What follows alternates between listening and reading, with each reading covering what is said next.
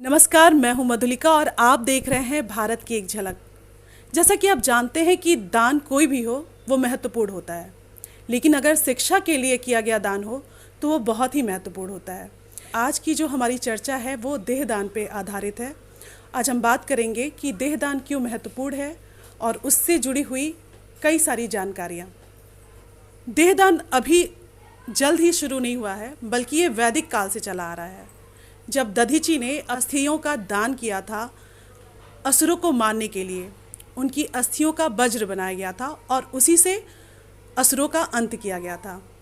और हमारे साथ मौजूद हैं सुचिता श्रीवास्तव जी, जिन्होंने 10 साल पहले इनकी फैमिली में एक ऐसा डिसीजन लिया था जो लेना आसान नहीं होता, क्योंकि जब आप एक महत्वपूर्ण डिसीजन लेते हैं तो उसके पीछे आपको क्या क्या सहना पड़ता है, क्या क्या फेस करना पड़ता है, आपके उद्देश्य को कोई नहीं समझ पाता है।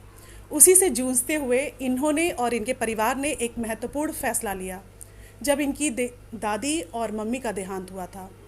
तो आप हमें बताएं कि जब आप लोगों ने ये डिसीजन लिया था, परंपराएं इसके आड़े नहीं आईं? कि लोग कहते हैं ना कि अगर हम अपना मतलब अंतिम संस्कार अगर नहीं करते हैं तो जो बॉडी होती है उसको मुक्ति नहीं मिलती है। तो आप लोगों ने इस बारे में नहीं सोचा कि आपके परिवार को सामाजिक प्रताड़ना भी झेलनी पड़ी? प्रताड़ना जैसा कुछ नहीं है, क्योंकि हम लोग बहुत ज़्यादा किसी की बातों को सुनते नहीं हैं। और जो हमें बहुत सही लगता है कि हम और हमारी फैमिली, जैसे मेरे फादर हैं, मेरी सिस्टर है, और हम जो डिसीज़न ले रहे हैं हम उस पर बहुत, मेरा डिसीज़न सही है, तो हम किसी की परवाह नहीं करते। लेकिन ये भी सोचने वाली बात है कि लोगों ने वहाँ रह कहा के और आपकी सोच और आपकी फैमिली की सोच जो है इतनी ब्रॉड है। जैसे अलग अलग रिलीजन में अलग अलग तरह से लोग बॉडी को लास्ट टाइम में वो करते हैं, कहीं पे दफनाते हैं, अंतिम संस्कार करते हैं, कहीं पे दफनाते हैं, कहीं पे जलाते हैं। प्रोसेस नहीं, भारत में नहीं, पूरे अगर वर्ल्ड की बात करें तो हर जगह अलग अलग तरीके से अंतिम संस्कार किया जाता है। कहीं जो है आग से करते हैं, इलेक्ट्रिसिटी से भी करते हैं। अच्छा, समाज में हम किस तरह से सहयोग कर सकते हैं अगर हम बॉडी डोनेट करते हैं? देखिए, हमारे समाज में डॉक्टर्स की बहुत बड़ी कमी है। हमें कुछ भी होता है, सर्दी जुकाम, छोटी से छोटी प्रॉब्लम, बड़ी से बड़ी प्रॉब्लम, हम सीधे डॉक्टर्स को ढूंढते हैं। और हमारे भारत में डॉक्टर्स बहुत ही कम है, हजारों लोगों पे एक डॉक्टर है औसत। और उसमें से भी अच्छे डॉक्टर्स की कमी है जी, प्रतिशत बहुत कम है जी। तो जब उन्हें अच्छे से पढ़ने का मौका नहीं मिलेगा, समझने का मौका नहीं मिलेगा, उन्हें हाँ, ज़्यादातर एनिमल्स पे ही वो लोग अपना एनिमल्स पे जरूरत होती है। तो जब वो प्रैक्टिकल नहीं करेंगे और वो सीख के नहीं आएंगे तो वो हमारा या समाज के लोगों का इलाज कैसे कर सकते हैं? How to possible? जी, वो कैसे करेंगे? तो हमको समाज को एक अच्छा डॉक्टर भी तो देना है, जी। वो भी तो समाज का ही एक काम है और समाज के लिए ही है। जी। और जो जैसे भी जिसकी थिंकिंग है, हर आदमी को डॉक्टर्स की जरूरत पड़ती है। जी, बिल्कुल। हर वो समाज के लिए अच्छे डॉक्टर्स की जरूरत थी और हमने इसका ध्यान भी रखा था। कैसे मुश्किलात आपके सामने मौजूद हुए कि हमने ये डिसीज़न क्विक नहीं लिया। और मेरी मम्मी वो बहुत ही दयालु स्वभाव की थी और हमेशा सबकी मदद के लिए तैयार रहती थी। और कभी किसी को भी कोई प्रॉब्लम हो, कोई उनकी ज़रूरत हो, वो हमेशा खड़ी रहती थी। वो उनका जानने वाला हो या ना हो, उनका, और उन्हें लगता था कि हम किसी की मदद कर रहे हैं, ये सबसे बड़ी बात है। और वो बाय नेचर ऐसी थी। और वो हमेशा बोलती थी कि जो है हम किसी के काम आ सकें तो हमारी ज़िंदगी सार्थक हो सकती है। जी। तो ये जो 10 साल और 12 साल का जो पुराना समय है, हाँ। अभी आज भी मैं देखती हूँ कि लोग डन हो रहे हैं और लोगों की सोच में भी काफ़ी चेंजेस आए हैं, लेकिन अभी भी सोच वही धकियानुसी है। तो उस समय में ये आप लोग के दिमाग में आया कैसे? आप लोगों ने कहीं सुन रखा था? हाँ, हमें देहदान के बारे में पता था और अंगदान के बारे में भी हमें पता था। और वो अचानक से ब्रेन हैमरेज हुआ, वो काफ़ी दिन हॉस्पिटल में थी और हम बहुत इमोशनल हो गए थे। बहुत हमारी लाइफ एक बड़े उससे, क्योंकि मेरी मम्मी की एज भी बहुत ज़्यादा नहीं थी। वो शायद 45-46 के आसपास में थी। जी। तो फिर वो जब अचानक बिस्तर पे गई और वो 15 दिन बेड पे रही और उनका हाथ भी नहीं हिल सकता था, वो खुद से नहीं हिला पाती थी, जी। पलके भी नहीं झपका पाती थी खुद से, तो हम उस स्थिति का जो सामना कर रहे थे वो बस हम भीतर ही भीतर रोते रह रहे थे। मेरे फादर और मैं, मेरी सिस्टर, हम 3 थे और मेरी दादी भी थी उस समय। जी। और हम लोगों ने डिसीज़न लिया कि अगर मेरी मम्मी ने पूरा जीवन लोगों की मदद के लिए लगा दिया जी। और वो अपनी सुविधाएं, अपना सब कुछ छोड़ के वो लोगों के साथ खड़ी रहती थी, तो क्या ये हम नहीं कर सकते कि इनका ये शरीर भी किसी के काम आ जाए? तो इससे बेहतर क्या हो सकता है? और मुझे लगता था कि समाज में भी कुछ बदलाव देखे बदलाव तो देके जाएंगे और वो जीवन भर जो करती रही वो जीवन के बाद भी उनकी चीजें जी, खत्म बिल्कुल। ना हो। जी। बस पहले तो शुरुआत आप लोग की एक छोटे से शहर से हुई थी, हाँ, तो वहाँ के लोग मेंटालिटी वैसी ही होती है। हाँ, हमारे घर के लोगों ने, पापा की फैमिली ने, रिश्तेदारों ने तरह तरह की बातें की। किसी ने कहा कि जो है ना, यहाँ तक कि कहा कि लगता है कि पैसे नहीं ये लोग खर्च करना चाह रहे जी। थे। कहा कुछ जो जिसके दिमाग में आता था, हर आदमी अपने दिमाग के स्टैंडर्ड के से हिसाब से सोच रहा तो था। आप भी किसी की परवाह ना करें, लोगों का काम है कहना, वो तो कहते ही कहते रहेंगे, लेकिन आपको क्या कहना है, करना है, उसके लिए आप दृढ़ रहें, समाज में एक बदलाव के लिए तैयार रहेंगे और लोगों को किसी चीज़ की कमी नहीं रहेगी। तो दान करना तो अपनी हैबिट में शामिल कीजिए, चाहे आप बहुत ज़्यादा नहीं कर सकते, लेकिन छोटे छोटे दान से ही शायद किसी की बड़ी मदद हो सके।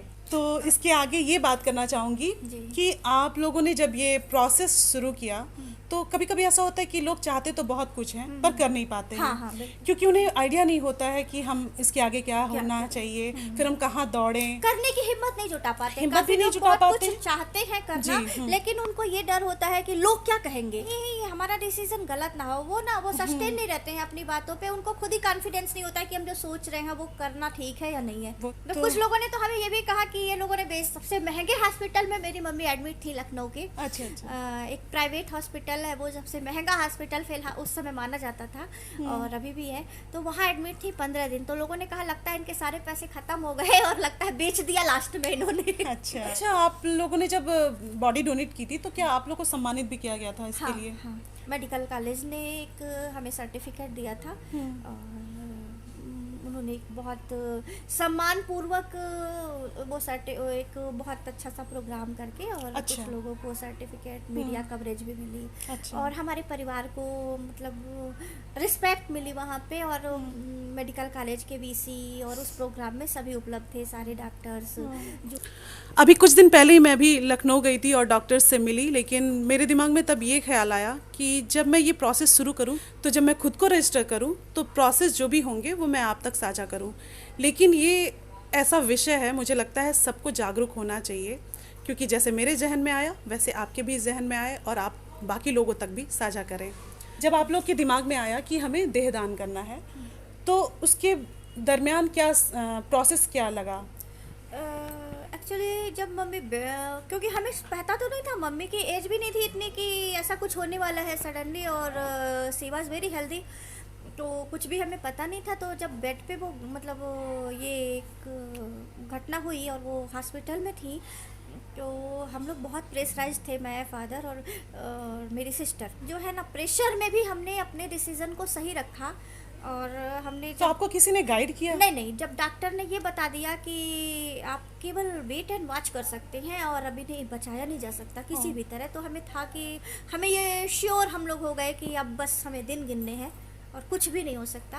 तब हमने ये डिसीज़न लिया कि अब हम ऐसा करेंगे, और मैं पहले बता चुकी हूँ कि क्यों किया, क्योंकि तो रजिस्टर नहीं कर रखा था और हम लोग उस समय इतना बिजी रहते थे कि पहले से कुछ नहीं कर पाए, हमें नहीं पता था। हाँ, उस टाइम तो परेशान रहता है इंसान। हम लोग जब परेशान कोई थे और आपका- मम्मी जिस दिन एक्सपायर हुई जी।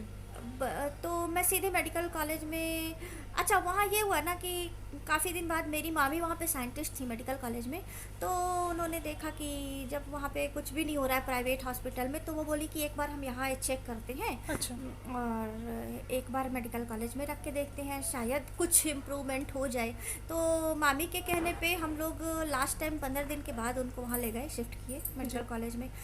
और वहाँ तो डॉक्टर ने जब डिक्लेयर किया तो मैं और पापा वहाँ थे जी। रात में 12 बजे वो एक्सपायर की और मैंने उन्हीं के वहीं के स्टाफ से बोला कि हमें डोनेट करना है बॉडी को। जी। तो उनके स्टाफ ने बताया कि अभी तो एनाटॉमी डिपार्टमेंट बंद है रात में और आप सुबह 10 बजे ही कांटेक्ट कर सकते हैं। तो और उस समय मर्चरी में कैसे रखते, तो ऐसे तो हर बॉडी को नहीं रखते हैं वहाँ पे रख जी। सकते।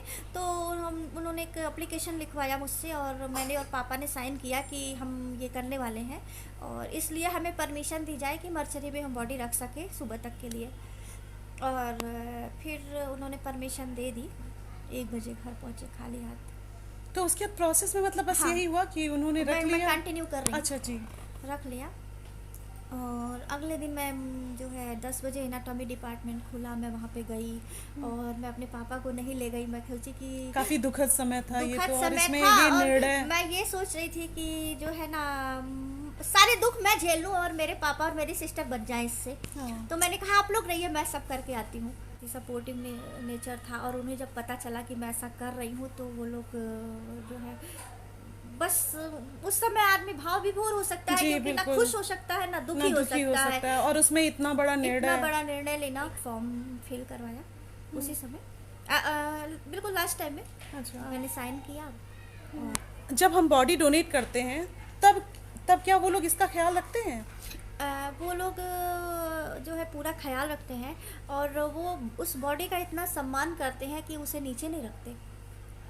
वो और उसे जो है 4 आदमी ही उठाए रहते हैं और वो कहीं ऊंचे स्थान पे ही उसको रखते हैं, फर्श पे नहीं रखते। मतलब उनकी रिस्पेक्ट वहाँ भी उनकी रहती रिस्पेक्ट है। बहुत ज़्यादा होती है। वो जो है वो नीचे नहीं रखते हैं, ऊपर ही उठा के और ऊपर वो रखते हैं। और वो यहाँ तक भी बोलते हैं कि आप 2 साल 3 साल बाद आइए तो आप ऐसे इनको देख सकती हैं। बस इनमें वो नहीं है, जीवन नहीं है, लेकिन आप इनको एकदम ऐसे देख सकती हैं। अच्छा, यानी बॉडी को वैसे ही रख दिया जाता है? काफ़ी दिन तक ऐसे रखते हैं। अच्छा। और आई डोंट नो कि उनका वो पीरियड क्या होता है, मुझे नहीं पता है। अच्छा, शायद 2 साल 3 साल और काफ़ी दिन तक उस तरह रखने के बाद फिर वो जो वो हड्डियों का ढांचा बचता है उसको भी रखे रहते हैं वो लोग। अच्छा। तो इस तरह से काफ़ी लॉन्ग पीरियड हो जाता है, कितने साल हो जाते हैं मुझे नहीं। इतना बड़ा काम करने के लिए बहुत हिम्मत चाहिए, और सिर्फ ये स्ट्रांग नहीं, आप भी स्ट्रांग बन सकते हैं और एक बोल्ड डिसीजन ले सकते हैं। आपने अंगदान के बारे में काफ़ी सुना होगा, चाहे वो आँख का दान हो या रक्तदान हो, लेकिन आप ये भी, आप में से बहुत सारे लोग जान रहे होंगे या फिर अवेयरनेस फैल रही है कि अंगदान भी कर सकते हैं आप और देहदान भी कर सकते हैं। बहुत बहुत शुक्रिया, आप हमारे साथ, आपने इतनी पर्सनल बातें साझा की, लोगों तक ये अपनी बात को पहुंचाने की कोशिश की हमारे ज़रिए, हमारे चैनल के ज़रिए। आपका बहुत बहुत धन्यवाद। इसी के साथ हम अपने वीडियो को समाप्त करते हैं और इस प्रॉमिस के साथ कि आपसे फिर मुलाकात होगी अगले वीडियो में। आप देख रहे थे भारत की एक झलक। अगर वीडियो अच्छा लगा हो तो आप हमें ज़रूर कमेंट करें, आपकी राय क्या है ये भी हमें ज़रूर बताएं। कि आपसे फिर मुलाकात होगी, तब तक जय हिंद, जय भारत।